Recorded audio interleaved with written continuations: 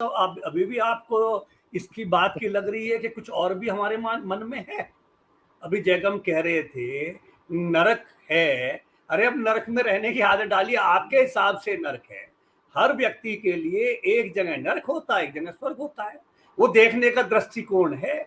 जयगम को लग रहा है ये नरक है, हम लोग को लग रहा है कि हम हिंदू मजबूत हो गए, ये स्वर्ग है। सोच सोच का फर्क है।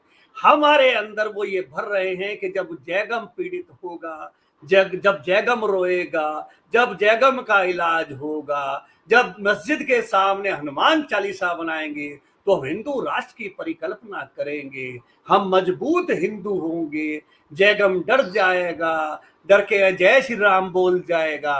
तो यही तो इनका सोचना, हमारा सोचना ना कि हम लोग मान रहे ये स्वर्ग है, ये मान रहे नरक है। देखिए विनीता जी, जब कोई लाभ का विषय किसी को भी हाथ आ जाता है, कोई व्यापारी हो, और माफ करना, राजनीति आज की तारीख में विशुद्ध व्यापार है। बिल्कुल। राजनेता वो करता है जिसमें उसको लाभ है। यदि किसी को आरक्षण देकर लाभ मिलता है, किसी को किसी जाति का टिकट देकर लाभ मिलता है, किसी एरिया में कोई मुद्दा उठाकर लाभ मिलता है, ये पहले व्यापारी की टैक्टिस होती थी, कहाँ कौन सा माल बेचना है। और वो राजनेताओं की है।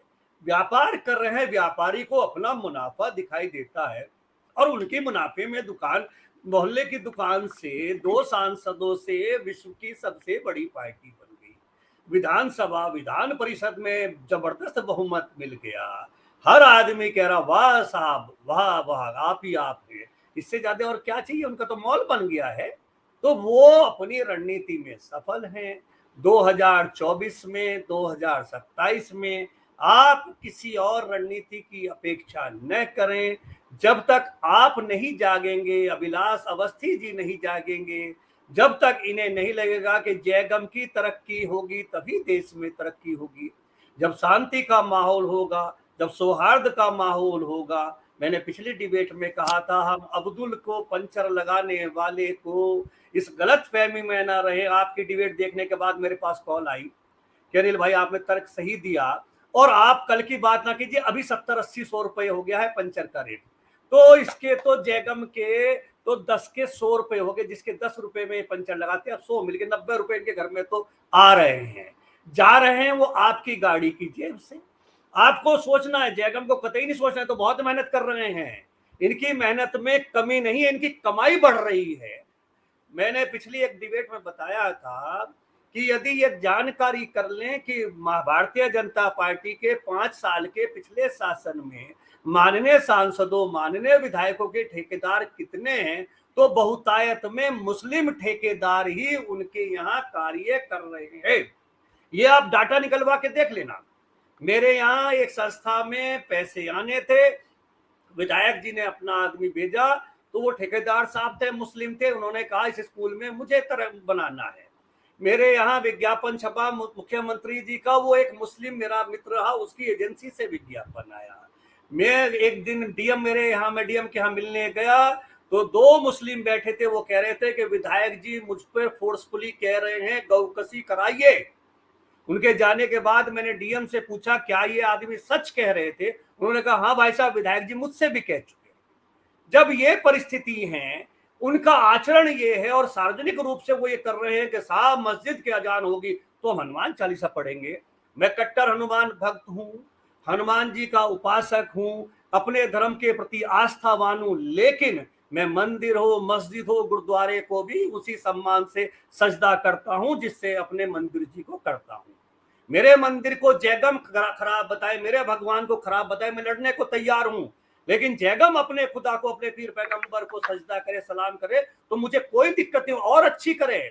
इस कलयुग में जब भी कोई अपने ईश्वर का ज्यादा से ज्यादा नाम लेगा तो निश्चित रूप से मानवता का भला होगा।